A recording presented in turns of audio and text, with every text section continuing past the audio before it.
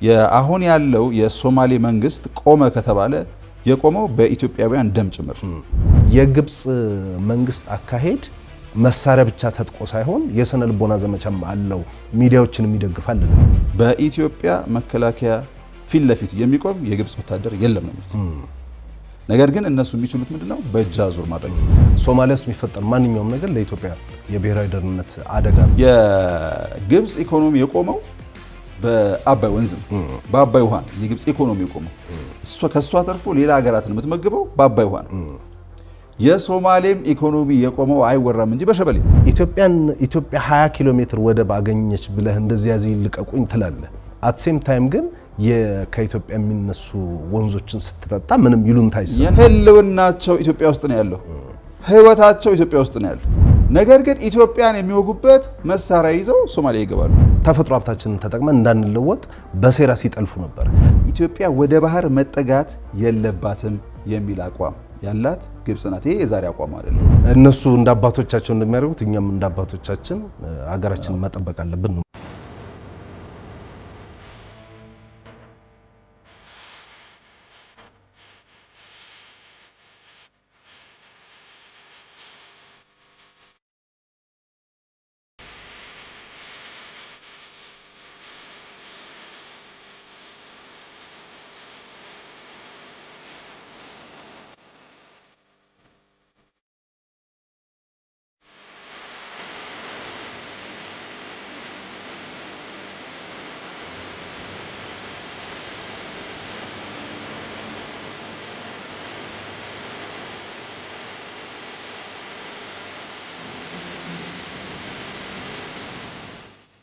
ጤና ይስጥልኝ ተመልካቾች፣ ይህ አዲስ ዋልታ ቴሌቪዥን ነው። የአዲስ ዋልታ አጀንዳ ፕላስ እዚህ ጋር ይጀምራል። አጀንዳ ፕላስ ለሀገራችን ለኢትዮጵያ የሚበጁ ሀሳቦችን አንስተን በስፋት በጥልቀት የምንመለከትበት ፕሮግራም ነው። የዛሬው አጀንዳ ፕላስ አጀንዳችን ደግሞ ሰሞነኛው የግብጽ ወደ ምስራቅ አፍሪካ የምታደርገው መስፋፋት ነው። ተመልካቾች እንደምታውቁት በትላንትናው ምሽት የፌዴራል ውጭ ጉዳይ ሚኒስቴር በቃል አቀባይ ጽህፈት ቤት በኩል ያወጣው መግለጫ ነበረ። በሶማሊያ የሚደረግ እና ማንኛውም የኢትዮጵያን የጥቅሞች የሚጎዳ እንቅስቃሴ እንደማይታገስ ገልጿል። በተያያዥም ሰፋ ያሉ ጉዳዮችን በመግለጫው አካቷል። ይሄ መግለጫ ምን አይነት አንድምታዎች አሉት የሚሉትን ነገሮች ለመመልከት እንሞክራለን። ከዛ በተጨማሪም ሰሞነኛው የግብጽና የሶማሊያ ግንኙነት እንደዚሁም ግብጽ በአፍሪካ ቀንድ የምታደርገው መስፋፋት ለኢትዮጵያ ምን አይነት ተጽዕኖ ይኖራል የሚሉትን ጉዳዮች ለማየት እንሞክራለን። አብረናችሁ የምንቆየው እስጢፋኖስ አበራና ስለሺ ሀጎስ ነን። ይህንን በርካታ ጉዳዮችን የምናነሳበትን ፕሮግራም በመላው ዓለም እንደዚሁም በኢትዮጵያ በአዲስ ዋልታ ቴሌቪዥን ላይ መከታተል ትችላላችሁ። በአዲስ አበባና በአካባቢዋ በ105.3 ሜጋሄርዝ ላይ በምታገኙት አዲስ ዋልታ ኤፍኤም ላይ መመልከት ይቻላል። ከዛ በተጨማሪ በአዲስ ዋልታ ፌስቡክ እንደዚሁም የዩቲዩብ ቻናል ላይ ፕሮግራሙን ታገኙታላችሁ። በዛ አጋጣሚ ሀሳቦች፣ አስተያየቶች ካሉ በተሰጡን የፕሮግራማችን አካል እናደርጋችኋለን። ለማንኛውም በድጋሚ አብራችሁ እንድትቆዩ እንጋብዛለን። አጀንዳ ፕላስ የዛሬውን አጀንዳ ይዞ ከመሸጋገሪያ በኋላ ይመለሳል። እንደ ሁሉ ጊዜው ይህ አዲስ ዋልታ ቴሌቪዥን ነው። ይህ አጀንዳ ፕላስ ነው።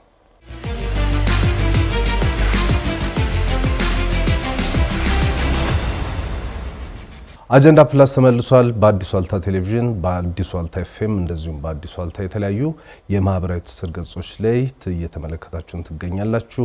የዛሬው የአዲስ ዋልታ አጀንዳ ፕላስ ሰሞነኛው የግብጽ የአፍሪካ ቀንድ የምታደርገው መስፋፋትና የፌዴሪ የውጭ ጉዳይ ሚኒስቴር በቃል አቀባይ ጽህፈት ቤት በኩል በትላንትናው ምሽት ያወጣው መግለጫ ላይ ትኩረት እናደርጋለን። እናንተም አብራችሁ እንድትቆዩ በድጋሚ በአክብሮት እንጋብዛለን። ፕሮግራሙን አዘጋጅተን የምናቀርብላችሁ እኔ እስጢፋኖስ አበራና ስለሺ ሀጎስ ነን። ስለሺ እንኳን ደህና መጣ። እንኳን ደህና ቆየኝ እስጢፋኖስ። የሶማሊያን የምስራቅ አፍሪካ ነገር በጣም እየተካረረ እየጦዘ የመጣ ይመስላልና ምን እየሆነ ነው? እስቲ ከሱን ጀምር። እንግዲህ ትላንትና የሰማነው ዜና የመጨረሻው አይደለም። ምናልባት ከዚህ በኋላም ሌሎች ዜናዎች ልንሰማ እንችላለን። ግብጽ ወታደሮቿና የተወሰኑ የጦር መሳሪያዎች ወደ ሶማሊያ አጓጉዛለች። ከዛ በፊትም እንደዚሁ ባለፈው ሀሳብ ላይ አንስተነው ነበር። እንደዚሁ በተለይ ኢትዮጵያ ወደ ባህር የሚያስጠጋትና የተለያዩ ስምምነቶች ለማድረግ እንቅስቃሴ ማድረግ ከጀመረች ወዲህ ኢትዮጵያ ወደ ባህር መጠጋት የለባትም የሚል አቋም በመውሰድ ግብጽ የተለያዩ እንቅስቃሴዎች ስታደርግ ነበረ። የሶማሊያ ኦፊሻልም ወደ ግብጽ እየሄዱ የተለያዩ ስምምነቶች ተስማምተናል ምናምን ይሉ ነበር። እንግዲህ ወደዚህ መታለች። ስሙ በሰላም ማስከበር ሂደቱ በዚህ በትራንዚሽን ሚሽኑ ላይ ለመሳተፍ ነው ስያሜው። ግን ያው የሚታወቅ ነው፣ አጀንዳው ሌላ ነው። ብዙ ነገሮች አሉ። እንግዲህ ወደፊት በኋላ ዘርዘር አድርገን የምናያቸው ብዙ ነገሮች አሉ። የሆነው ይሄ ነው። ትንሽ ለመጨመር እንግዲህ የግብጽ እንዳልከው የኢትዮጵያ ጠቅላይ ሚኒስትር አብይ ይሄ የዚህ ዓመት መጀመሪያ ላይ አንድ ያስቀመጡት ሀሳብ ነበር የምታስታውስ ከሆነ የኢትዮጵያን የሚበይኑ ወይ ደግሞ ኢትዮጵያን ዲፋይን የሚያደርጉ ሁለት ነገሮች አሉ። እነሱም የአባይና የቀይ ባህር ናቸው የሚል ነገር አንስተዋል። ኢትዮጵያ ሌሎች ሀገሮች ዘይት የተሰጣቸው አሉ፣ ሌሎች የተለያዩ የተፈጥሮ ማዕድናት የተሰጣቸው ሀገሮች አሉ። ኢትዮጵያ ደግሞ የተሰጣት ውሃ ነው። ውሃችንን ተጠቅመን የመቀየር የመለወጥ መብት አለን። እነዚህን የመለወጥ ምክንያቱም ኢትዮጵያውያን ለድህነት አልተፈጠርንም። ድህነት አብሮን የተፈጠረ ነገር አይደለም። ተፈጥሯችንን ተጠቅመን መለወጥ እንችላለን። እሱ እንዳናደርግ የተለያዩ ሴራዎች ሲደረጉ ነበረ። የሩቁን ትተን ከህዳሴው ግድብ ጋር መጠናቀቁ ከተገለጸ በኋላ እንደምታየው ግብጽ በተለያየ መልኩ እንቅስቃሴዎችን ታደርጋለች። ከሁለት ሳምንት ነው ከሶማሊያ ጋር ወታደራዊ ትብብር በካይሮ ተፈረመ የተባለው። ትላንትናም በርካታ የሮይተርስን ጨምሮ ብዙ መገናኛ ብዙሃን የግብጽ ሁለት አንቶኖቭ አውሮፕላኖች በሞቃዲሾ አደን አዴ የአየር ማረፊያ ተገኝተው የተለያዩ የጦር መሳሪያዎችን ማራገፋቸውና የግብጽ ምንድነው ወታደራዊ አሰልጣኞችን በሶማሊያ ትተው እንዲሄዱ መሰል በረራዎች በተከታታይ ሊደረጉ እንደሚችሉም ተገልጿል። እርግጥ ይሄንን የግብጽን እንቅስቃሴ የኢትዮጵያ ብቻ ሳትሆን እዛው ሶማሊያ ውስጥ ያሉ እንደ ፑንትላንድ እንደ ሂራን ሸበሌ እና ሌሎች ጁባላንድን የመሳሰሉ ክልሎችም ተቃውሞታል። ከአንድ ክልል በስተቀር አምስቱም ተቃውሞታል። እንደውም ምንድነው በዋናነት ሲያነሱ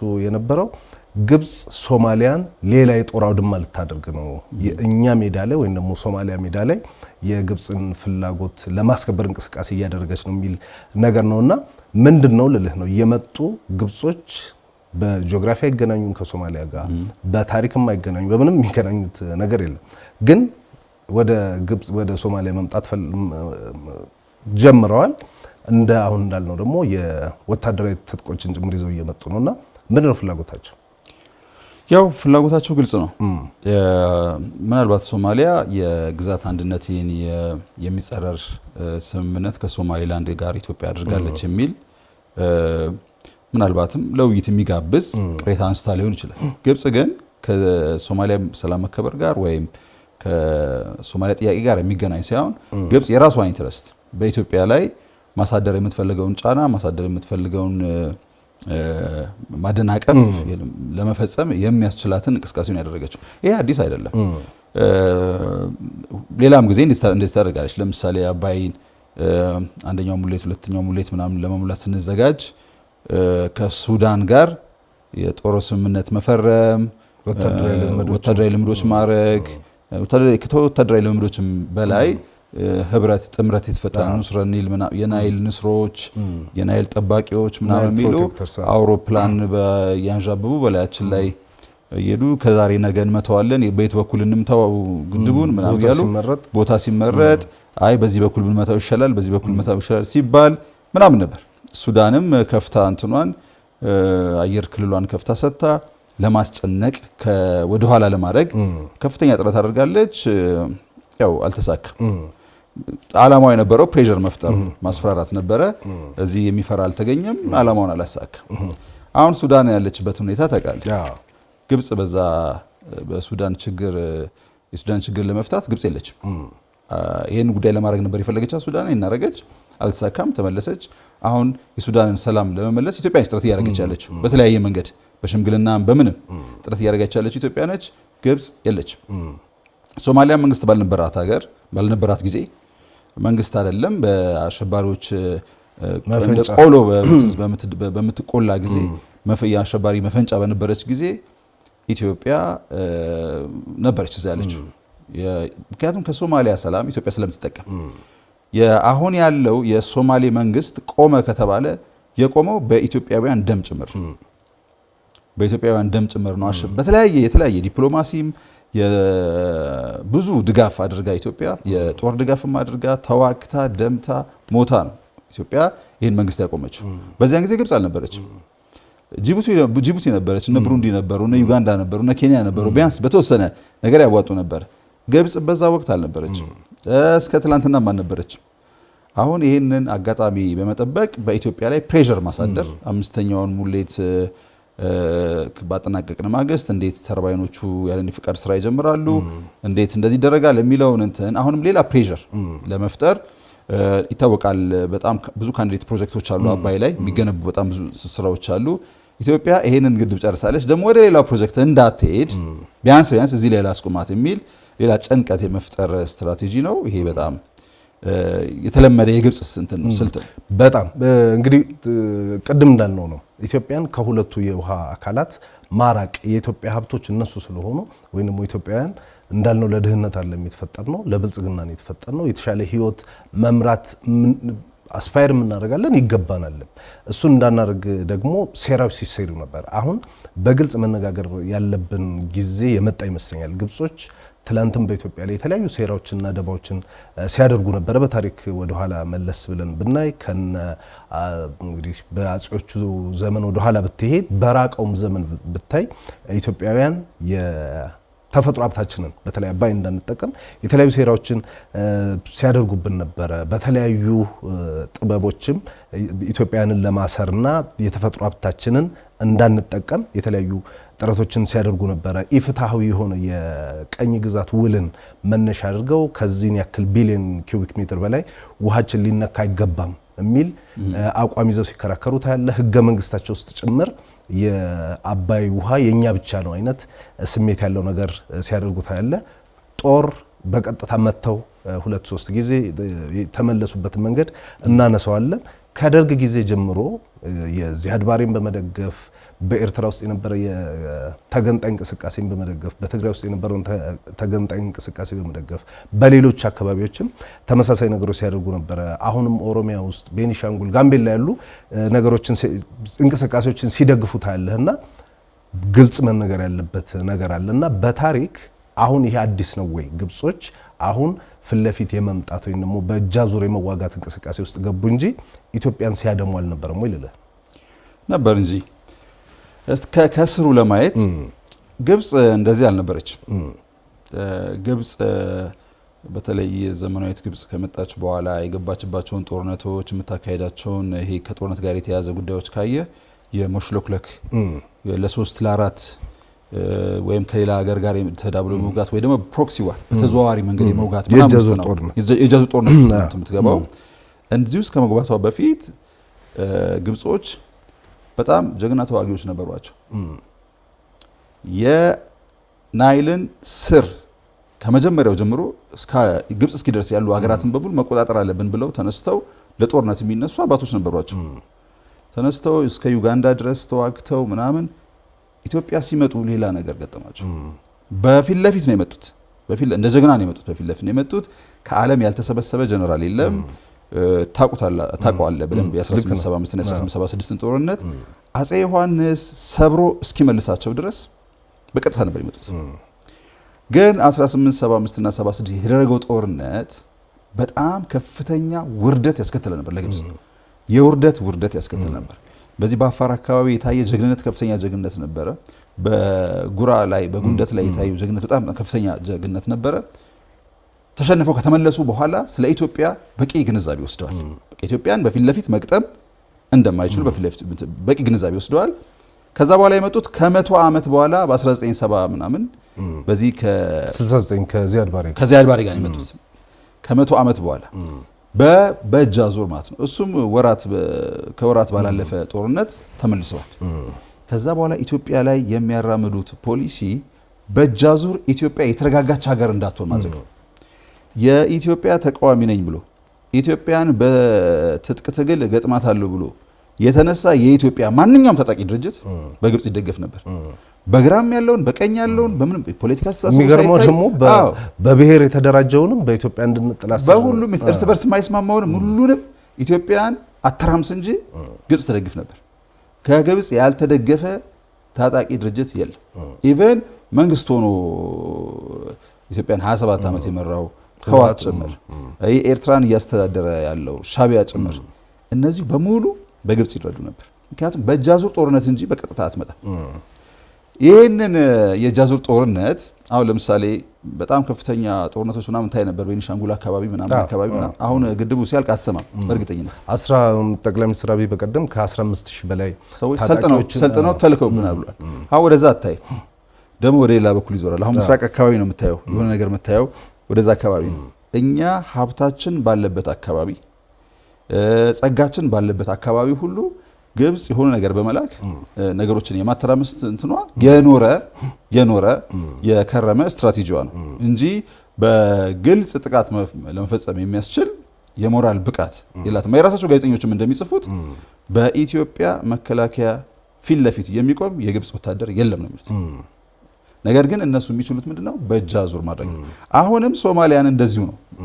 ሶማሊያ የመጠቀም ከስትራቴጂ አድርጋ በሶማሊያ የሰላም ማስከበር ወይም ደግሞ በሶማሊያ ጋር በጦር ስምምነት ሰበብ መጥቶ ቀጠናውን ተቆጣጥሮ ኢትዮጵያን የማስጨነቅ ስትራቴጂ ነው ያዘችው ግብጽ። ይሄ ደግሞ አዲስ አይደለም። እንግዲህ ኢትዮጵያ ቅድም እንዳለው የተፈጥሮ ሀብቶቿን እንዳትጠቀም አባይንም ከቀይ ባህር ተገፍተን የወጣንበትን ታሪክ ደጋግመን ማንሳት አለብን። ትውልድም መማር አለበት። ሁላችንም ማወቅ አለብን። አሁን የሚገባኝ በተለይ አሁን ሰሞኑን የሶማሊያ ውጭ ጉዳይ ሚኒስትር በኋላ የምናነሳዋለን በሰጡት ቃለ ምልልስ ላይ ደጋግሞ ሲያነሱ የነበረው በምንም መልኩ ኢትዮጵያ በቀይ ባህር ላይ የባህር ኃይል ሊኖራት አይገባም የሚል አቋም ነው ያዙት። ይሄ አቋም ደግሞ በሳቸው ነገር እንጂ የግብጽ አቋም አድርጌ ነው በግሌ የምወስደው። ስለዚህ ኢትዮጵያ ከቀይ ባህር ተገፍታ እንድትወጣ የተደረገበትን መንገድ ተመልሶ መፈተሽ አለበት። መልሰን መጠየቅ አለብን። ከህዳሴው ግድብ ጋር በተገናኘ ከአባይ ጋር በተገናኘ በአይኤምኤፍ በወርልድ ባንክ ውስጥ ያላቸውን ሊንክና ሰዎች ተጠቅመው ብድር እንዳይገኝ የተለያዩ ሴራዎችን ሲያሴሩ ነበረ። የስነ ልቦና ጦርነቱም የሚረሳ አይደለም። ሚዲያ በግብጽ የማይደገፍ የተቃዋሚ ሚዲያ የለም። አሁንም በዩቲዩብ ሰሜን አሜሪካም እዚህም ቁጭ ብለው የተለያዩ ፕሮፓጋንዳ ስራዎች የሚሰሩ ሚዲያዎች አሉ። ህዝብን የሚያሸብሩ የስነ ልቦና ጦርነት የሚከፍቱና የግብጽ መንግስት አካሄድ መሳሪያ ብቻ ተጥቆ ሳይሆን የስነ ልቦና ዘመቻም አለው። ሚዲያዎችን የሚደግፋል ልልህ ነው። አዎ ሚዲያዎችን ይደግፋል። የስነ ልቦና ጦርነትም አለው። ለምሳሌ ከ3 ዓመት በፊት አትላንቲክን ተሻግራ አሜሪካ ዋይት ሃውስ ገብታ ፕሬዚዳንቱን አሳምና በሉት ያንን ግድብ ምናምን አስብላ ከፍተኛ የሆነ የስነ ልቦና ጫና ለማሳደር ሞክራ ነበር። አሜሪካ ሄዳ ያልተሳካላት ነው እንግዲህ አሁን ደግሞ ሶማሌ ገብታ የምትሞክረውና የስነ ልቦና ጫናው ከፍተኛ ስራ መስራበት አይደለም። የምትረዳቸው ሬዲዮች የራሷም ሬዲዮች በጣም በርካታ በአፍሪካ ሀገራት ያሉ በርካታ ሬዲዮች አሉ። በዓለም የተበተኑ ምሁራን አሏት ግብጽ በአመት ከ5000 የበለጠ ፔፐር ፕሮዲዩስ ያደርጋሉ። ከአባይ ጋር ከውሃ ጋር ከኢትዮጵያ ጋር ኢትዮጵያ ውሃን ከመጠቀም ጋር የአባይ ተፋሰስ ሀገራት ጋር የተገናኙ ማለት ነው። እነዚህን ታደርጋለች። ከፍተኛ ስራ ነው የምትሰራው። ተቋምም አላት ይሄንን የሚያጠና በተለይ ይሄ የምን ጥናት ተቋም የሚባለው አህራም ነው ምናምን የሚባለው የጥናት ተቋም ዋናነት የሚሰራው ይሄንን ነው። ይሄ ምንም የሚታወቅ ስራ ነው ለማለት ነው በጣም። ከዛ በተጨማሪም እንግዲህ በተለይ ከሰሞኑ በዋናነት ከጠቅላይ ሚኒስትር አብይም ሲያነሱት እንደነበረው የመሻገር ዘመን በሚል ዘጋቢ ፊልም ላይ እንግዲህ በተለይ ግድቡ እንዳይሰራ ከሲሚንቶ ማጓጓዝ ጨምሮ ከተርባይን ከማጓጓዝ ጨምሮ የነበሩትን ነገሮች ታያለ። አሁን የመለስ ብዬ ሳየው ኢትዮጵያ ውስጥ በዛ ሰሞኑ የነበሩ የብሔር ግጭቶች በቤኒሻንጉል ወለጋ የሚባሉት ነገሮች ራሱ ከየት መጡ የሚለው ነገር ተመልሶ በደንብ መታየት ያለበት ይመስለኛል። የሰሜኑ ጦርነት ጊዜ የነበራቸውን ሚና የምናስታውሰው ነው። ልክ ጦርነቱ እንደተጀመረ በሁለተኛው ቀን ሱዳን የኢትዮጵያን ድንበር አልፋ ገብታ መሬት መያዝ ጀመረችው። ከዛ በኋላም እንግዲህ በሰሜኑ ጦርነት ውስጥ ተዋናይ ለነበረው ኃይል በዋናነት የመሳሪያ ድጋፍ የማድረግ አንቶኖቭ ሁሉ አስነስተው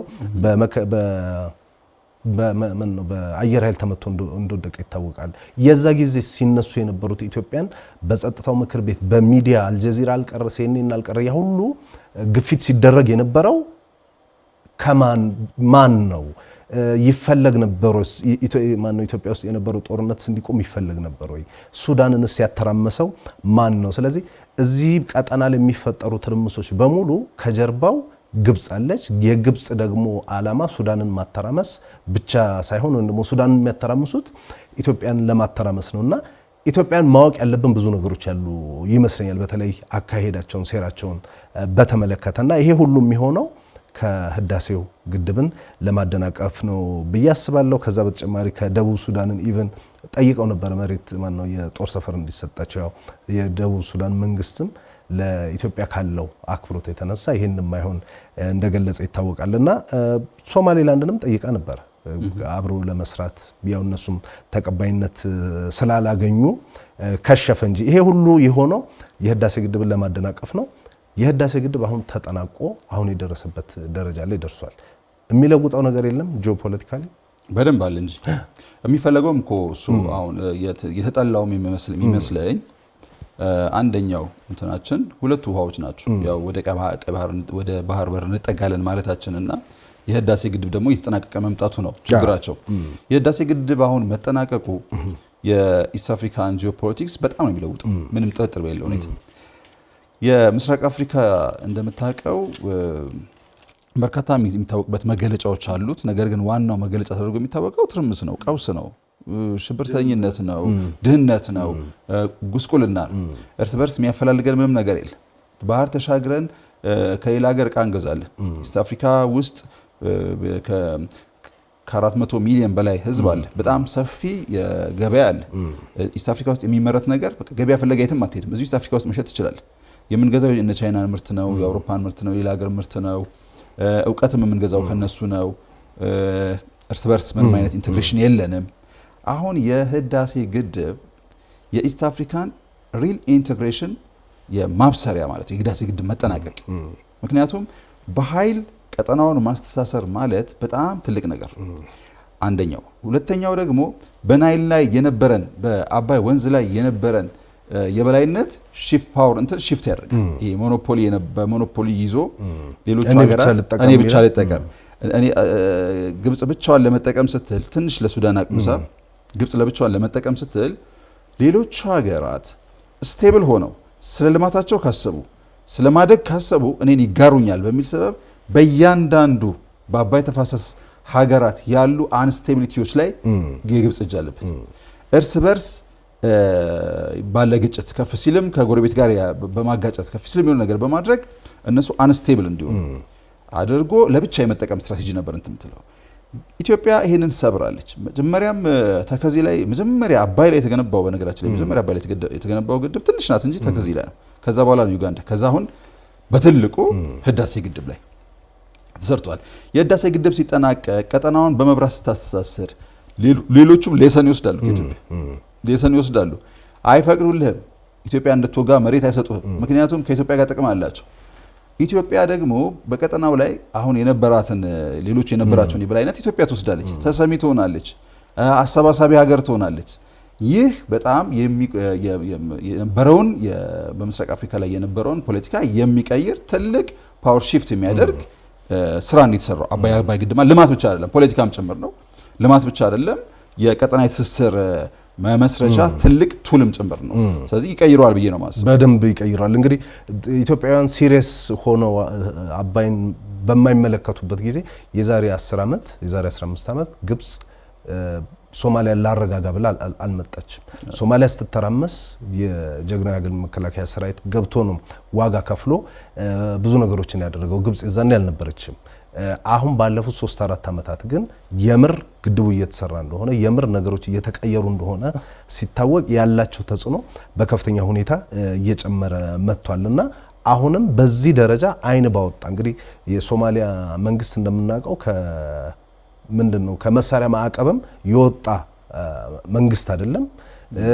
እሱ ባለበት ሁኔታ ነው አሁን 2 አንቶኖቭ አውሮፕላን ወደ ሞቃዲሾ ይዞ መምጣት የተጀመረውና ይሄንን በተመለከተ የውጭ ጉዳይ ሚኒስትር ትላንትና ኮስተር ያለ በእኔ በጣም ደፋር የሆነ በጣም ኮንቴክስቱን በደንብ የሚገልጽ ሁኔታውን የኢትዮጵያን አቋም ግልጽ አድርጎ ያስቀመጠ መግለጫ ወጥቷል ብዬ አስባለሁኝና ዝርዝር ውስጡ ምን አይነት ሐሳቦች ተነሱ የሚሉት ነገሮች በቀጣይ ለማየት እንሞክራለን። ግን እንዴት አየው ጠቅለል ሲል ውጭ ጉዳይ መግለጫ በተለይ የኢትዮጵያን ስጋቶች ከማንጸባረቅና የኢትዮጵያን በትክክል አቋም ከማሳየት አንፃር እንዴት ይመስላል መግለጫው? የመግለጫው ማዕከላዊ ሀሳብ ጠቅላላ አድርገህ ስታየው በሶማሊያ ውስጥ የሚደረገው እያንዳንዱ እንቅስቃሴ ወታደራዊ እንቅስቃሴ የሶማሊያን ሰላም በትክክል የሶማሊያን ሰላም ከማስከበር እና የቀጠናውን ሀገራትም ደግሞ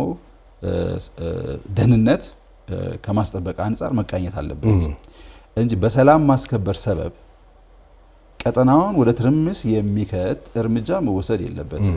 በተለይም ከመጀመሪያው ጀምሮ ወታደር ሲያዋጡ ለሶማሊያ ሰላም ሲለፉ ሲሞቱ የነበሩ ሀገራትን ሰላም ቅድሚያ መስጠት አለበት። ይሄ ነገር መመራትም ያለበት አጠቃላይ ስለ ስርዓቱም ስለ ሁሉም ነገር ነው ያደረገው። ግን ያ ሳይሆን ቀርቶ ለኢትዮጵያ ስጋትና አደጋ በሚሆን ሁኔታ የሚደረጉ እንቅስቃሴዎችን ኢትዮጵያ በዝምታ እንደማታልፍ የሚገልጽ መግለጫ ነው። ተገቢ መግለጫ ነው። እንዲያውም ከዚህ የበለጠ ኮስተር ያለ መግለጫ ነበር የጠበቅኩት። አሁን የሚወጣው መግለጫ በጣም ቆንጆ መግለጫ ነው። ብዙ ሀሳቦችን አንስቷል። እንደምታውቀው የሶማሊያ ከዚያድ ባሬ መንግስት መውደቅ በኋላ ብዙ ትርምስ ውስጥ ነበረች። በ2007 2008 እንደ አውሮፓውያን አቆጣጠር ማለት ነው ምንድነው የኢስላሚክ ኮርት ወይም ደግሞ እስላማዊ ፍርድ ቤቶች ህብረት የሚባለው ስልጣን ይዞ ኢትዮጵያንም ጭምር ከእስልምና እሴቶች ከእስልምና ቫልዩ ውጭ በሆነ መልኩ ጃሃድ አውጀናል እስከማለት ደርሰው ለኢትዮጵያም ስጋት በሆኑበት ሰዓት ነው የኢትዮጵያ መከላከያ ሰራዊት ወደ ሶማሊያ የገባው። ከዛ በኋላም በአፍሪካ ህብረትም በተባበሩት መንግስታት ጥላ ስር ሆኖም ሶማሊያ እንድትረጋጋ ባለፈው ፊልድ ማርሻል ብርሃኑ ሲገልጹ የሶማሊያ 67 ከመቶ ሶማሊያን በመጠበቅ ላይ ያለ ኢትዮጵያ መከላከያ ሰራዊት እንደሆነ ይታወቃል። ብዙ ኢትዮጵያውያን ልጆቻችን ብዙ እዛ ተሰውተዋልና አሁን ከአሚሶም ወደ አትሚስ ከአትሚስ ደግሞ አሁን ወደ አዲሱ የሰላም ማስከበር ሽግግር የሚደረገው ሂደት ላይ ባለበት ሁኔታ ነው እንግዲህ የአፍሪካ ህብረትም የተባበሩት መንግስታትም ባላወቁበትና ባልመሩበት ሁኔታ ነው ግብጽ እና እኔም መመራው የሰላም አስከባሪ ጦር በሶማሊያ ሊሰማራ ይገባል የሚል እንቅስቃሴዎች ውስጥ የገባቸውና ትላንት የውጭ ጉዳይ በመግለጫው ይሄ የግብጽ አካሄድ ቀጠናውን ወዳልተፈለገ ስጋት ወይም ደግሞ ሊተነበይ ወደማይችል ሁኔታ ውስጥ ሊከተው ይችላል የሚል ነገር አንስቷልና ምን ማለት ነው ያ? እኔ ማታይን ዜና እንዴት ዘገቡት በሚል የተለያዩ ዓለም አቀፍ ሚዲያዎችንና በአገር ውስጥ የሚያዩ የተለያዩትን ዝም ብዬ ሳይ ነበር። ይሄ በጣም ምልህ ፖለቲካ ትንተና የሚፈልግ ነገር አይደለም። ግልጽ ነው። ግብጽ ለምን እንደመጣች ግልጽ ነው። በቃ ዜናዎቹ ውስጥ ግብጽ ለምን እንደመጣች ግልጽ ነው። ግብጽ ኢትዮጵያን ፍለጋ ሶማሌ እንደመጣች ግልጽ ነው። ይሄ ነገር እንዲፈጸም የተባበሩት መንግስታትስ አፍሪካ ህብረትስ መፍቀድ አለባቸው ወይ ነው ዋናው ጥያቄ። ዝምታስ ይገባሉ ወይ ነው ጥያቄው። ይሄ በሰላም እንዲሆን ነው እንጂ ግብጽ ሶማሊያ መታ ለኢትዮጵያ በእርግጥ ስጋት ሆናለች አትሆንም ወይ? የግብጽ ታሪክ ምንድነው?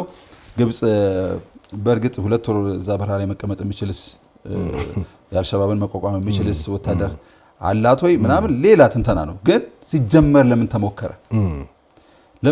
እንዲህ አይነት ቀጠናውን የሚያተራምስ እርምጃ ግብጽ ስትወስድ ዓለም እንዴት ነው እየተመለከተ ያለው? ያው ይጠበቃል እንግዲህ ሌሎች አፍሪካ ህብረትም እስካሁን ድረስ ያየው ነበር ምንም አላለም። ይጠበቃል የሆነ መልሳቸው ይጠበቃል እንጂ የግብጽ አመጣጥ ግልጽ ነው። የግብጽ የመጣችው ግልጽ ኢትዮጵያ የተቃወመችበት ምክንያት ደግሞ ሶማሊያን በደም ነው በዋጋ ነው ሰላም ያደረገው።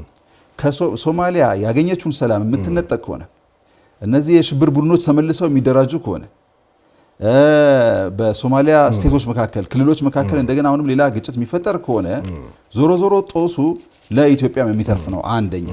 ሁለተኛ የግብጽ ኢንቴንሽን በኢትዮጵያ ላይ ፕሬሸር መፍጠር ነው።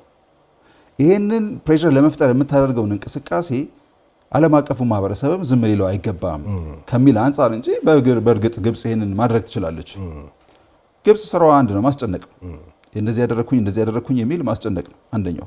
ሁለተኛው ደግሞ በአገር ውስጥ ያለ በማይሆን መንገድ የግብጽን ህዝብ መርተው ግብጽ አባየኛ ነው ኢትዮጵያ አትሞክረው ምናምን ብለው የማይሆን ፉከራ ፎክረው ቀይ መስመር ነው ብለው በዚህ በኩል እንመታው ነው በዚህ በኩል ግድቡ ልናደርገው ነው ብለው ህዝቡ እየጠበቀ ኢትዮጵያ ግን ቀስ በቀስ ህግ ጠብቃ እየሰራች የግብጽን መንግስት ፕሮፓጋንዳዎች በሙሉ በስራ እየደመሰሰች ስለመጣች ለህዝቡ የሚለው ምንም ነገር ሲያጣ የሆነች ነገር ለማለት እዛ አካባቢ ያለውን ነገር ለማስተንፈስ በሀገር ውስጥም ያለውን ተቃውሞ ረገብ ለማድረግ ለሆነ ነገር ፍጆታ መጣ እንጂ እኔ ተግባር ያለው ስራ ይሰራል የሚልም የግብጽ ወታደር የሆነ ተግባራዊ ስራ ሰርቶ ለኢትዮጵያ ስጋት ይሆናል የሚልም እምነት የለኝም።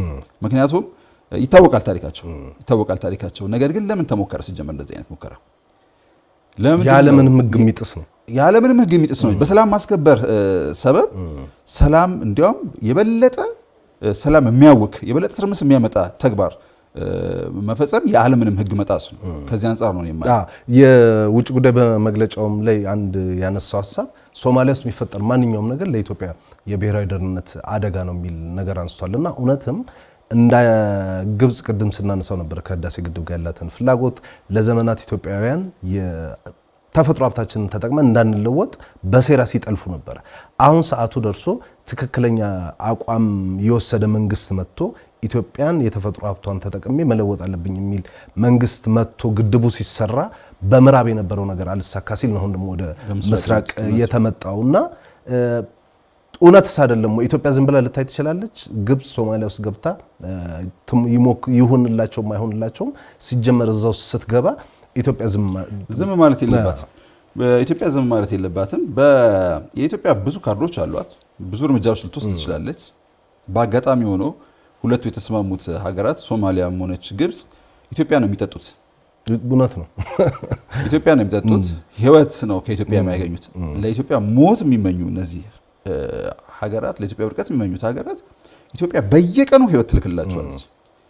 የግብጽ ኢኮኖሚ የቆመው በአባይ ወንዝ በአባይ ውሃ ነው። የግብጽ ኢኮኖሚ የቆመው ከሷ ተርፎ ሌላ ሀገራትን የምትመግበው በአባይ ውሃ ነው።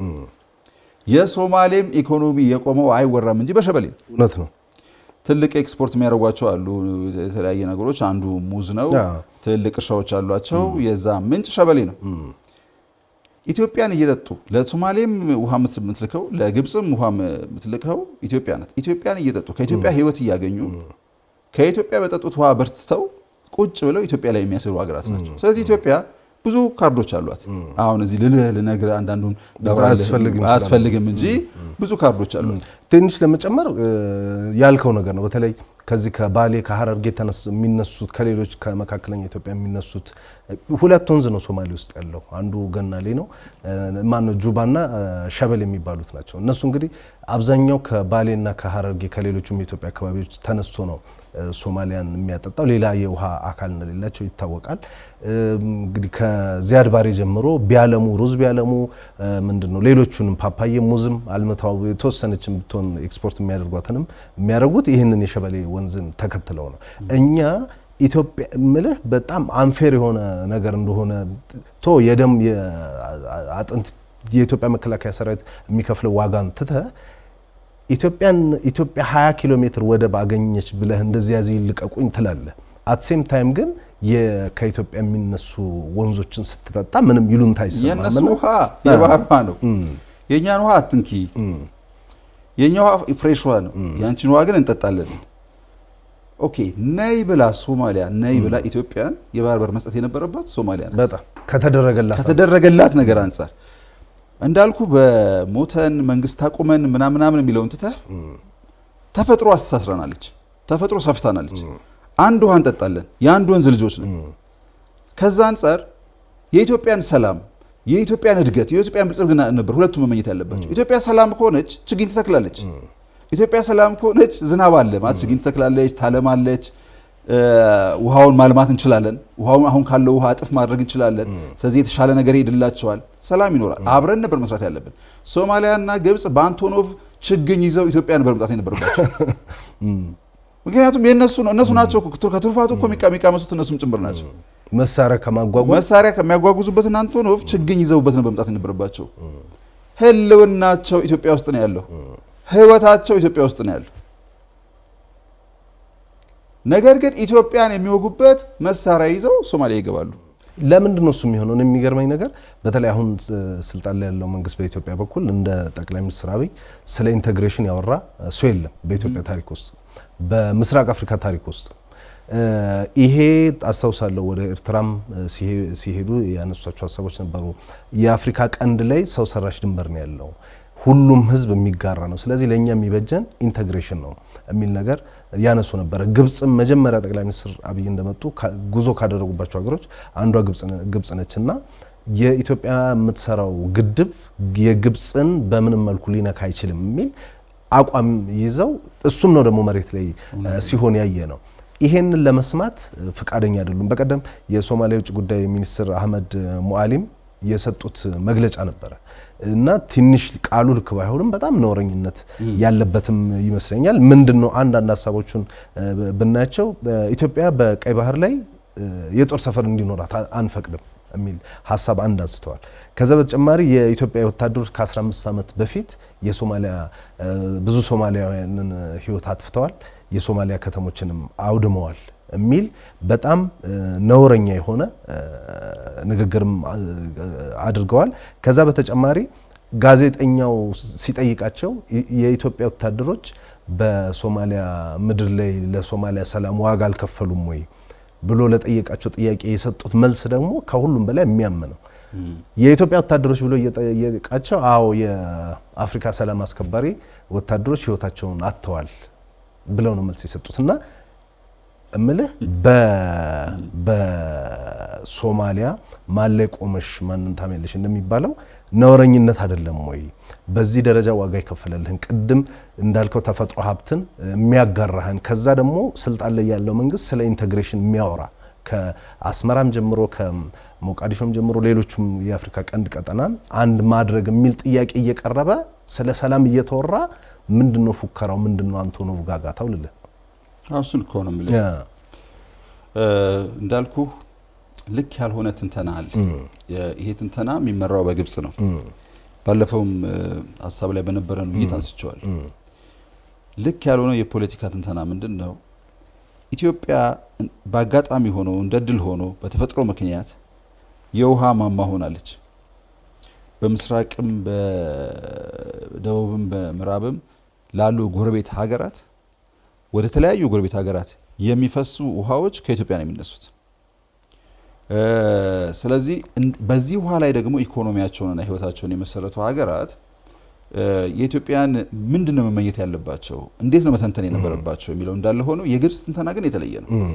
ኢትዮጵያ ከለማች፣ ኢትዮጵያ ካደገች፣ ኢትዮጵያ ትንሽ ቀና ካለች፣ ውሃዋን መጠቀም ከጀመረች እኔ እጠማለሁ፣ እኔ የኔ ኢኮኖሚ ይወድቃል። እሱ ግን መሰረት አለው ሳይንሳዊ የለውም፣ ሳይንሳዊ መሰረት የለውም። ኢትዮጵያ እኮ ኤሌክትሪፊኬሽኑ ብቻ ኤሌክትሪፊኬሽን የዚህ ቀጠናውን ሀገራት በኤሌክትሪክ በማስተሳሰሯ ብቻ የግብጽ የውሃ መጠን ይጨምራል።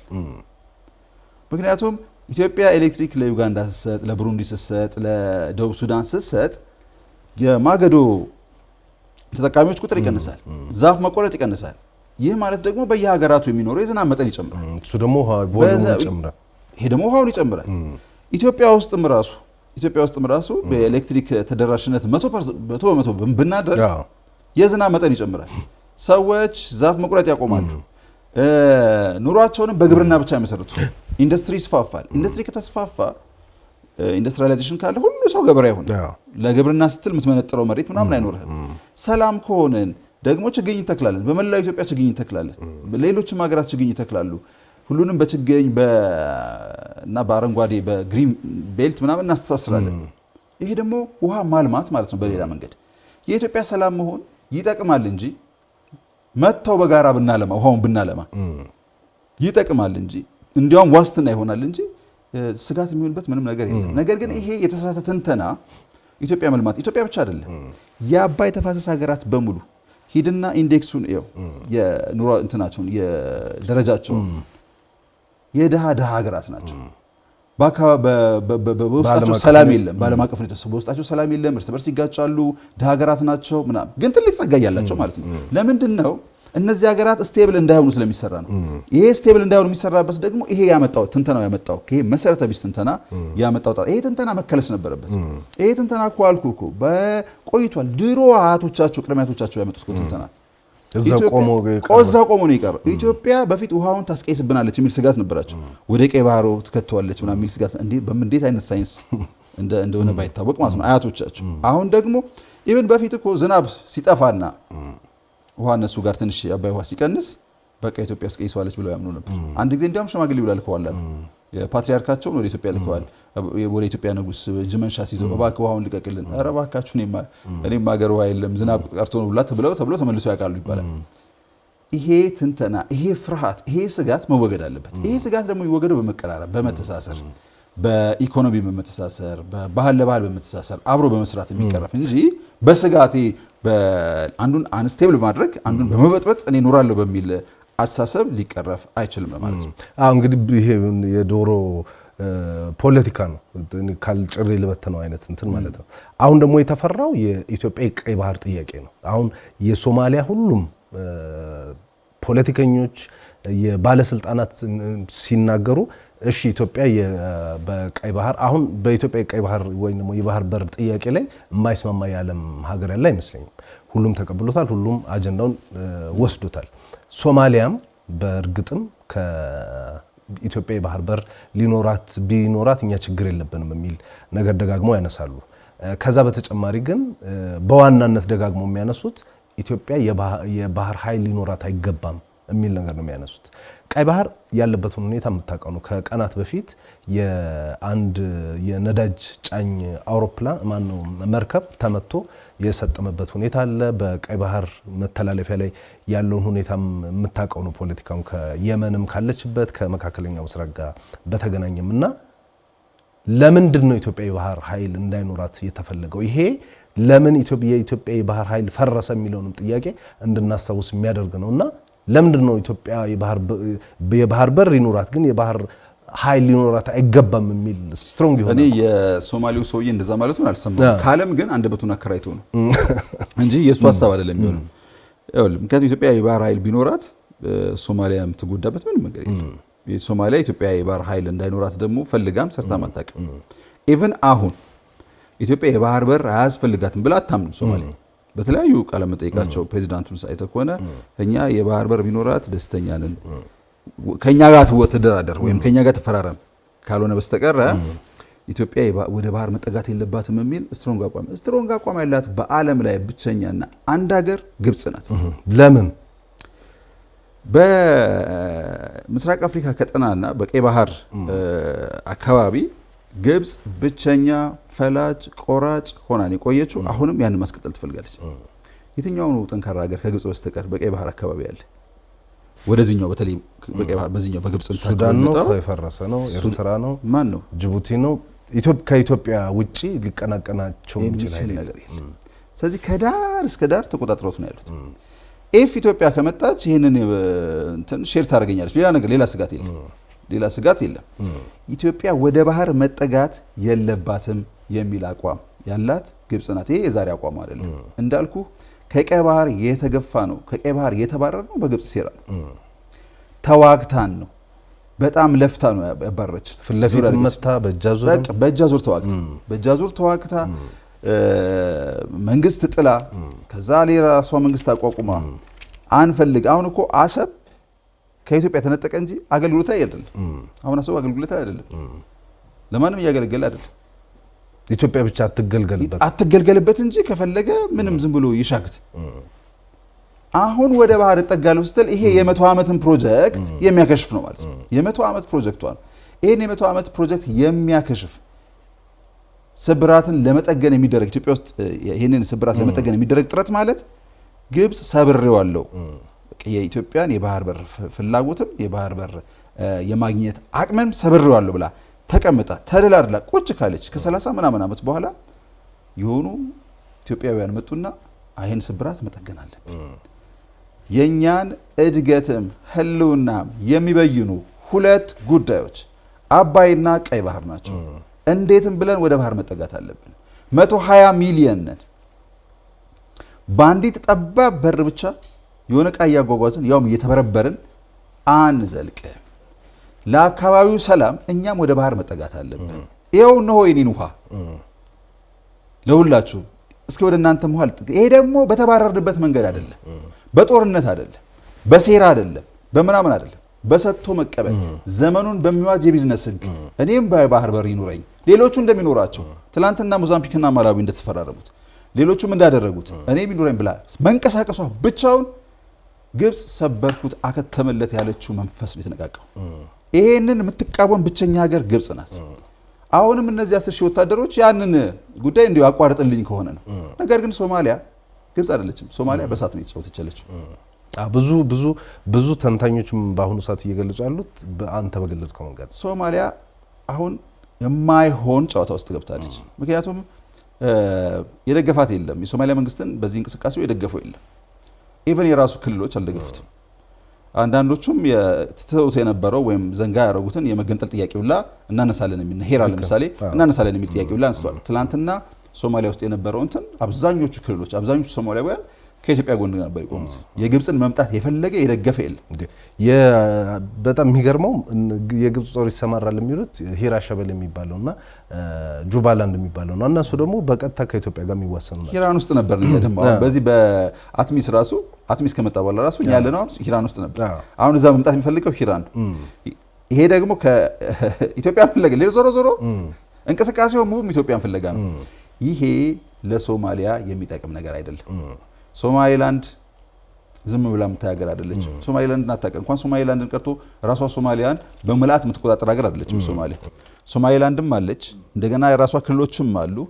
ኢትዮጵያም ዝም አትልም። ምን አይነት ቀልድ ነው እየተሰራ ያለው? ምን አይነት ጨዋታ ነው እየተጫወተች ያለችው የሚል ጥያቄ ያስነሳል የሶማሊያ አቋምና እርምጃ። እንግዲህ ቀጥሎ ምን ሊሆን ይችላል የሚለውን ነገር የኢትዮጵያ መንግስት በትላንትና የውጭ ጉዳይ ሚኒስትር መግለጫም ላይ በማንኛውም የኢትዮጵያን ብሔራዊ ጥቅም የሚነካ ጉዳይ ሲፈጠር አስፈላጊውን እርምጃ ኢትዮጵያ ትወስዳለች፣ ዝም ብላ አትቀመጥ የሚል ነገር አንስቷል። ከሳምንት በፊትም የቃል አቀባዩ አምባሳደር ነብዩ ይህንኑ ሀሳብ የሚደግፍ ነገር ሲያነሱ ነበረ። የቅድም እንደጠቀስከው በታሪክ ብንሄድ ኢትዮጵያ ማነው ግብጾች መተው ተሰበሩ እንጂ ኢትዮጵያን ፍለፊት አግኝተው አይተውም የሚያውቁበት ሁኔታዎች አይኖሩም። ትርምሶችን መፍጠር ግን የግብጾች የለመዱት ነው። እሱንም ሲያደርጉ እንደነበረ ይታወቃልና ምንድነው ማድረግ ያለብን? በዋናነት ከዚህ በኋላ እኔ ያደርጋሉ ብዬ የማስበው የፕሮፓጋንዳ ዘመቻ ነው። ይሄው ጦር አመጡ፣ ይሄ መንግስት እንደዚህ ባህር ጥያቄ አንስቶ እንደዚህ እንትን ሊያስብለን ነው የሚል አሁን ገና ከትላንትና ጀምሮ ያነቃቋቸው የማህበራዊ ሚዲያ አክቲቪስቶች አሉ። ይሄው ከእንትና ጋር ሊያጋጭን ነው እንደዚህ ሊያደርገን ነው የሚል እንቅስቃሴዎች አሉና ኢትዮጵያውያን ምን አይነት ዝግጅት ነው ማድረግ ያለብን የሚለውም ነገር መነጋገር ያለብን ይመስለኛል። በመከላከያ በኩል በደህንነት በኩል የሚሰሩ ስራዎች እንዳሉ ሆኖ እንዳንድ ተራ ዜጋ ግን ግብጾች ኢትዮጵያን መተው የሚወጉበት ሁኔታ አይኖርም። ግን የሚችሉትና ኤክስፐርት የሆኑበት ጉዳይ የስነ ልቦና ጦርነት ስለሆነ ምን አይነት ዝግጅት ነው ማድረግ ያለብን? ኢትዮጵያ እንግዲህ ከዚህ እንቅስቃሴ ጋር በተያያዘ እንግዲህ ምናልባት የማንጠብቀው ነገር ተከስቶ ነገሩ ኮስተር ካለም እኔ በዛ መጠን ኮስተር ያለ የሚል እምነት የለኝም። ከግብጽ ታሪክ አንጻር ስነሳ ኮስተር ካል ግን መዘጋጀት ጥሩ ነው። መጀመሪያ ኢትዮጵያ መስራት ያለባት ሀገር ውስጥ አካባቢ ያሉትን ጉዳዮች ነው። 2-3 ጉዳዮች። አንደኛው በኢኮኖሚ የጀመርነውን ነገር መጨረስ አለብን። አባይ በፍጥነት አሁን ባለው ፍጥነት መጠናቀቅ አለበት፣ መሰራት አለበት። ምክንያቱም አላማው እሱ ስለሆነ ነው። አላማ ማቋረጥ ማዘናጋት ስለሆነ ምንም አይነት መዘናጋት አያስፈልግም። በህዳሴ ግድብ ውስጥ እየተዘናጋንም አይደለም፣ እየሰራን ነው። ፕላን አድርገናል። ከወራት በኋላ ደግሞ 2 ተርባይኖች ይጨመራሉ። እሱን መቀጠል ነው። ሌላው በሀገር ውስጥ አሁንም የቀሪ ወንዞች ልማቶቻችንን ማልማት ነው። አሁንም እየተካሄደ ነው። ወደ ሶማሊያ ተኪዶ ከፍተኛ የሩዝ ልማት ለመጀመር እንቅስቃሴ ተደርጓል። ተመርቷል። የመጀመሪያው ዙር ተመርቷል። እሱን አጠናክሮ መቀጠል ወንዞቻችንን ማልማት አጠናክሮ መቀጠል ነው። ምናልባት ሌሎች ሁለተኛው ምዕራፍ በአባይ ላይ ራሱ ሁለተኛ ምዕራፍ ካንዲዴት ፕሮጀክት ካለ ቶሎ እሱን ማስጀመር።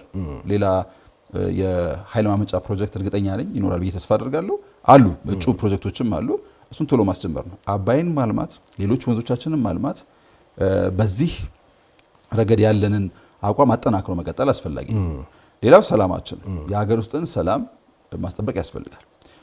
በብሔራዊ ምክክር ኮሚሽኑ የተጀመረውን የብሔራዊ መግባባት ለማምጣት የሚደረገውን ጥረት አጠናክሮ መቀጠል ያስፈልጋል። ከውጭ ጠላት ሲመጣብህ ውስጥ አንድ መሆን፣ መሰብሰብ፣ የውስጥ ሰላም በጣም አስፈላጊ ነው። ለዚህ ደግሞ ጀምረነዋል። ምክክር ኮሚሽኑ እየሰራ ነው። የምክክር ኮሚሽኑ ስራ በጣም መሄድ አለበት። ከዚህ አንጻር ሚዲያዎች የምክክር ኮሚሽኑ ስራ በጣም አድቮኬት ማድረግ አለባቸው። ከሁሉም ሚዲያዎች የሚጠበቅ ነው። ኮሚሽኑም ስራውን መስራት አለበት። መንግስትም ለኮሚሽኑ አስፈላጊውን ትብብር፣ ድጋፍ ማድረግ አለበት፣ ክትትልም ማድረግ አለበት። ስለዚህ ይሄ ብሔራዊ መግባባት ያመጣል፣ ሀገራዊ መግባባት ያመጣል፣ የሀገሪቱ ውስጥን ሰላም ያስጠብቃል ብዬ አስባለሁ። ይሄም ዋናው ነገር ነው፣ የሀገሪቱን ሰላም መጠበቅ። ጎን ለጎን ደግሞ ያው እንደ 15 ሺዎቹ ተልከው እንደነበሩት 15 ሺዎቹ ሌላም 15 ሺህ ሊመጣ ስለሚችል ይሄን ነቅቶ መጠበቅ አለም። አሁን አክቲቭሊም ታጥቀን የህዝብ ጥያቄ የዚህ ብሔር የዛ ብሔር ጥያቄዎችን አንግበናል ብለው የተለያዩ አካባቢዎች የሚንቀሳቀሱ ኃይሎች እንዳሉ ይታወቃል።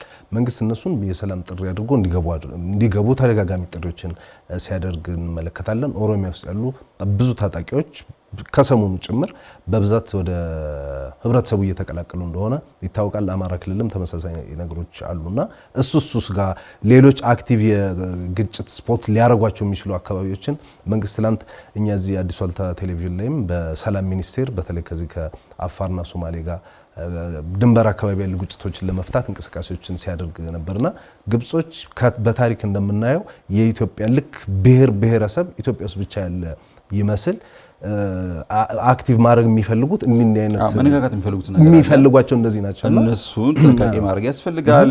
የሰላም ጥሪ ማቅረብ፣ በሰላም መፍታት፣ የሀገሪቱን ሰላም ማስጠበቅ እንዳለ ሆኖ ቆርጦ የመጣን በሰላም ጥሪ ልታመጣው አትችልም። ተልኮ ተቀጥሮ ገንዘብ ተከፍሎት ተደራድሮ የመጣን ሰው ልታስቆመው አትችልም። ምክንያቱም አዛዡ ሌላ ነው።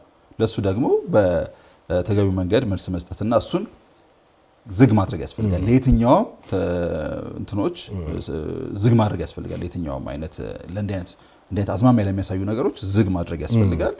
ሪል የፖለቲካ ጥያቄ ያላቸውን ደግሞ አቅርቦ መስማት፣ ማዳመጥ፣ ችግራቸውን መፍታት፣ ሰላም ማድረግ ያስፈልጋል። ይሄንን ካደረክ በኋላ ሌላው በጣም በፍጥነት መሄድ ያለበት ከሶማሌላንድ ጋር የተጀመረው ስምምነት በፍጥነት ወደ ተግባራዊነት መሸጋገር አለበት። የሄደ ነው። እንዲያውም ከሶማሌላንድ አካባቢ በቅርብ ጊዜ ተግባራዊ ይሆናል ምናምን እያሉ ነው። በነገራችን ላይ ይሄንንም የግብፅን እንቅስቃሴ በከፍተኛ ሁኔታ ተቃውማለች ሶማሌላንድ። እውነት ነው። ስለዚህ ከሶማሌላንድ ጋር ያለውን ስምምነት ማጠናከር፣ ተግባራዊ ማድረግ በጣም አስፈላጊ ነገር ነው። ይሄንን ካደረክ በኋላ ሊያቆሙ የመጡትን ነገር ማቆም እንደማይችሉ ሲያውቁ መመለሳቸው ስለማይቀር ማለት ነው። ሊያቆሙ የመጡት ኢትዮጵያ ወንዞቿንና ውሃዎቿን የምታለማውን ነገር እንድታቆም ነው። ሁለተኛ ወደ ባህር በር ጠጋለው ምናምን የምትለውን ጥያቄ እንድታቆም። ስለዚህ ይሄንን እንደማታቆም ማሳየት አለብህ። ሊያስቆሙ የመጡትን ነገር አንተ እንደማታቆም ሲያቆሙ መመለሳቸው ስለማይቀር እንዲያውም ሌሎች ላይም እየተሰሩ ያሉ ይኖራሉ ብዬ ተስፋ አደርጋለሁ። ከሌሎች ሀገራትም ጋር እንደዚሁ የባህር በር ስምምነት እነሱንም ገፍቶ መሄድ ያስፈልጋል። ከሌሎች ጎረቤት ሀገራትና ወዳጅ ሀገራት ጋር ዲፕሎማሲያዊ ግንኙነት ይኖራል ብዬ ተስፋ አደርጋለሁ። ከአፍሪካ ህብረትም ጋር እንደዚሁ ዛሬም የፊልድ ማርሻል ብርሃኑ ከሞሮኮ ነው ያሉት ራባትና ከሞሮኮ መንግስት ጋር ኢትዮጵያ ሰራዊት አብሮ የመስራት ኢትዮጵያም እንደ ሀገር ጠንካራ ግንኙነት ዲፕሎማሲ ግንኙነት እንዳላት ይታወቃልና እሱ ነገር ነበረ። የዲፕሎማሲ ዊንግ እንቅስቃሴዎች ትልቅ ፓወር አለን።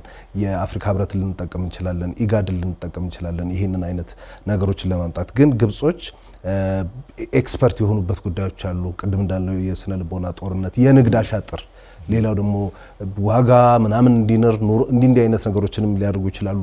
አንዳንድ ደግሞ በግልጽ መነገር ካለበት ከኤርትራ ጋም ግንኙነት ሲያደርጉ ታያለ፣ ከሶማሊያ ጋም ግንኙነት ሲያደርጉ ታያለ። አንዳንድ ሰዎች በተለይ አሁን ትግራይ ውስጥ ያሉ አንዳንድ እንቅስቃሴዎችንም የሚመሳሰሉ ነገሮችንም ከዚህ አይነት ነገር ጋር ለማገናኘት ይሞክራሉና እነዚህ ነገሮችስ መንግስት እንዴት ነው ሃንድል ማድረግ ያለበት የሚለው ነገር እነሱን ባልኩት መንገድ ነው ሃንድል ማድረግ የሚቻለው። እንዳልኩ ይሞክራል በተለያየ መንገድ። እኔ በጣም የሚያስፈራኝና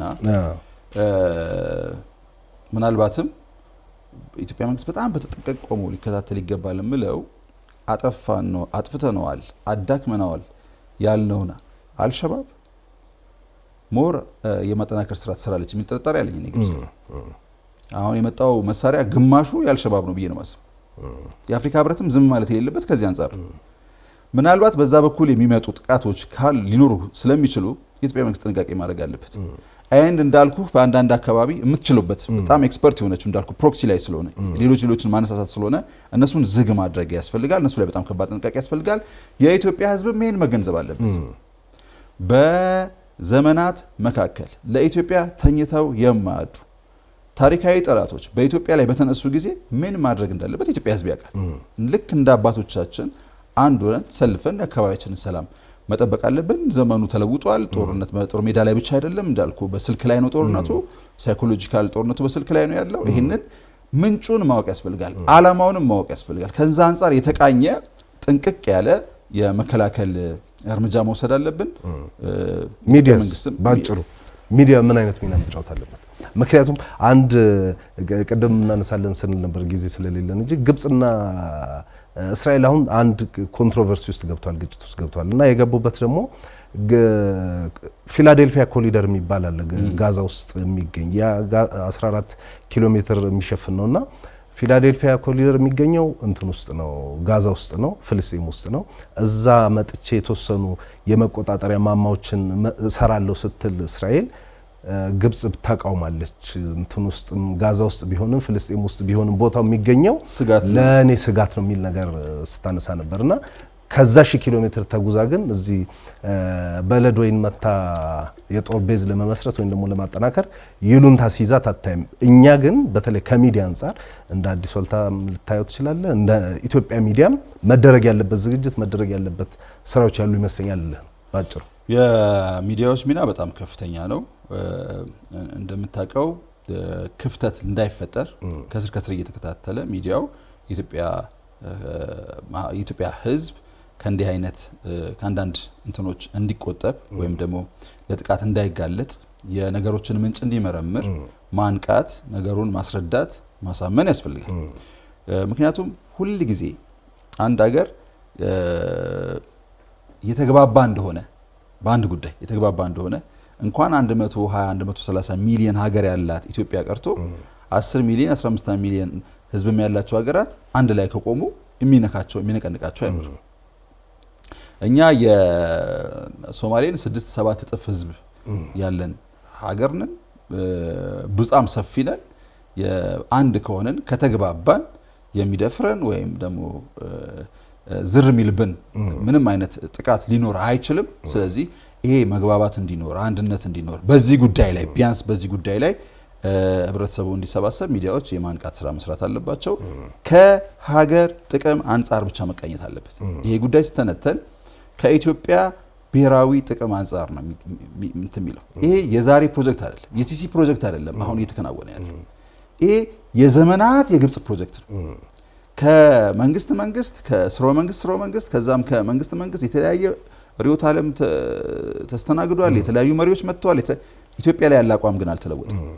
ይሄ እነሱ እያስተናገዱ ያሉት አቋም የዘመናት የሀገራቸው አቋም በእነሱ ትንተና ለሀገራቸው ብሔራዊ ጥቅም ይጠቅማል ያሉት ማለት ነው። ስለዚህ እኛ ደግሞ ቢያንስ መከላከል፣ ይሄንን ማክሸፍ፣ ለብሔራዊ ጥቅማችን መቆም እንደ ተጠቂ ነው የምንሰባሰበው። ምክንያቱም እነኛ በአጥቂነት አይደለም የምንሰባሰበው። ስለዚህ ይሄንን በናሽናል ኢንተረስት ዙሪያ የሚደረገውን መሰባሰብ በማስተባበር ረገድ ሚዲያ ከፍተኛ ኃላፊነት አለው፣ ከፍተኛ ሚና አለው ለማለት ነው። እነሱ እንደ አባቶቻቸው እንደሚያደርጉት እኛም እንደ አባቶቻችን ሀገራችንን መጠበቅ አለብን ነው መዝጊያው። እነሱም እንደ አባቶቻቸው እኛም እንደ አባቶቻችን በጣም ጥሩ መዝጊያ ነው። በጣም ጥሩ። ተመልካቾች ስትከታተሉ የቆያችሁት አጀንዳ ፕላስ ነው በአዲስ ዋልታ ቴሌቪዥን፣ በአዲስ ዋልታ ኤፍኤም እንደዚሁም በአዲስ ዋልታ የተለያዩ ማህበራዊ ትስስር ገጾች ላይ የግብጽ ሰሞነኛ የአፍሪካ ቀንድ እንቅስቃሴ እና የኢትዮጵያ ውጭ ጉዳይ ሚኒስትር ትላንት ያወጣው መግለጫ ምን አይነት ይዘት አለው የሚሉትን ጉዳዮች አንስተን ነበር የተወያየ ነው። እስጢፋኖስ አበራና ስለሻጎስ ነበርና አብረናችሁ የቆየ ነው። አብራችሁን ስለቆያችሁ እናመሰግናለን። ባነሳናቸው ሀሳቦች ላይ ያሉ ማንኛውም አስተያየቶች ካሉ ብትሰጡን የፕሮግራማችን አካል እናደርጋቸዋለን። ለማንኛውም አጀንዳ ፕላስ በሚቀጥለው ጊዜ በሌላ አጀንዳ ይመለሳል። ተመልካቾች በያላችሁበት መልካም ጊዜ ይሁንላችሁ።